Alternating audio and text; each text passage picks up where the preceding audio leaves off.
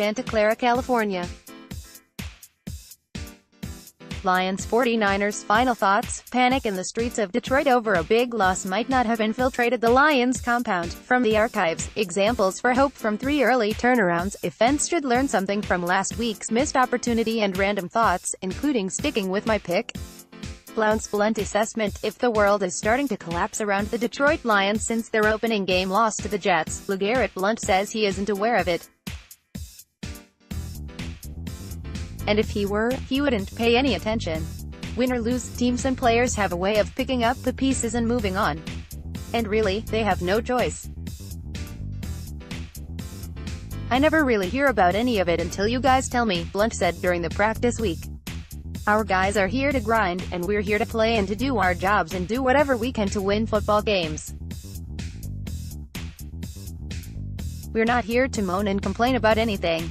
Obviously, nobody wants to lose games. We're here to grind and hopefully win as many games as possible. There's a difference between fan reaction during games, such as the chants from Jets fans that resounded throughout Ford Field Monday night, and calls from fans and media after one game to rebuild the franchise. Players heard the chants, and they understood their reaction. Reacting to critics who want to cash in a season after one game is a wholly different matter. Blount is new to the Lions but not to the NFL, or big games and winning. He's in his 9th season, and he has played on 3 of the last 4 Super Bowl champs, the Patriots of 2014 and 16, and the Eagles last season. Our team has always been pretty close, he said of the current Lions. I just think we had a wake-up call from last week. It's now or never to get this thing going. 3 turnarounds. The Lions have been on the mat early and gotten up before. Here are 3 memorable examples. 11,983. After an opening game win, the Lions lost 4 straight. With questions about his job security, head coach Monty Clark departed the locker room after loss no. 4 and cracked to a couple reporters, "See you at the cemetery." Clark stayed on as coach, and the Lions went on a tear. They finished 9-7, won the old NFC Central and nearly beat the 49ers in the divisional playoff. A game-winning field goal attempt in the final seconds sailed wide. 21,991, a wipeout 45-0 road loss to Washington in the opener had head coach Wayne Fontes on the griddle. He lasted as head coach through 1996. After the game, he told the players to look around the locker room because they'd be back to play Washington in the playoffs. Fontes was clairvoyant. The Lions were 12-4, beat Dallas in the divisional playoff and returned to Washington, where they were drubbed again, 41-10, in the NFC Championship. It was still a heck of a rebound. 3. 2015, the Lions' world really was crumbling. 2 assistant coaches were fired before Game 8 at London, and 2 front office executives were fired during the bye after a humiliating 45-10 loss to the Chiefs. The schedule resumed with the Lions playing at Green Bay, a team that had not lost to them at home since 1991.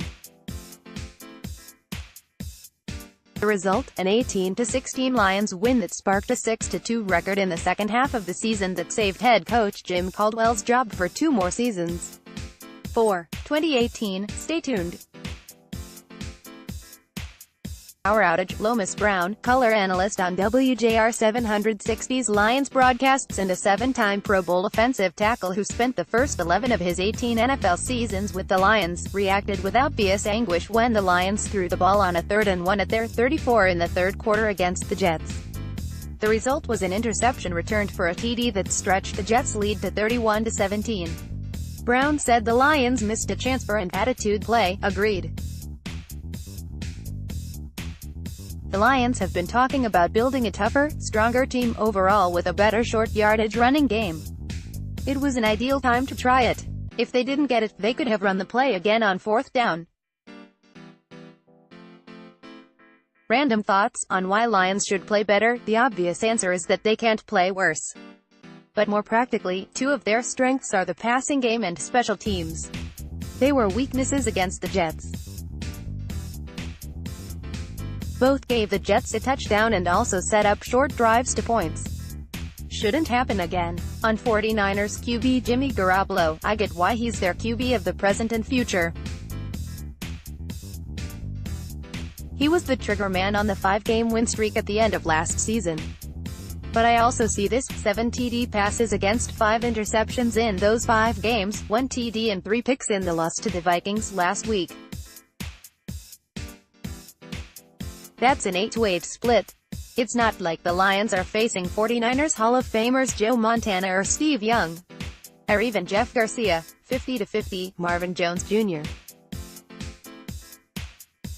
Couldn't come up with a couple contested deep passes against the Jets.